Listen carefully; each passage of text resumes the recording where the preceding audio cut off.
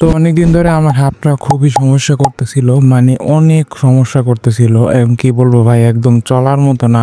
মানে রোলিং এর কথা তো বাদই দিলাম, চাকার ডিস্কও নষ্ট হয়ে গেছিল, কারণ এটা ছিল আলাদা করা। তাই চিন্তা করলাম আমার জন্য একটি ভালো ক্যাসেট হাব নিব, এবং দেখতেছিলাম অনেক অনলাইন শপে প্রায় 2400 থেকে 2500 টাকার ভিতর হাসানস প্রো 7 পাওয়া যেতেছিল। তাই চিন্তা করলাম হাসানস প্রো 7 নিয়ে নিব, কারণ এটা অনেকটাই ভালো একটি হাব বলতে পারো তোমরা, এবং এটার রিভিউ মোটামুটি ভালোই ছিল। তোমরা হয়তো বা অনেকেই জেনে থাকবে যে বাদল ভাই আলম বাদশার সাইকেলে একটি নতুন হাব নিয়েছে, যেটা হচ্ছে প্রো 7। তাই চিন্তা করলাম বাদল ভাইকে একবার জিজ্ঞেস করে নেই যে হাসানস প্রো 7 নিব নাকি অন্য কোনো হাব নিব। এরপরে বাদল ভাই যা বললো। তুমি হয়তো জানো আমি রুজিক্স প্রো হাবটা ব্যবহার করতেছি।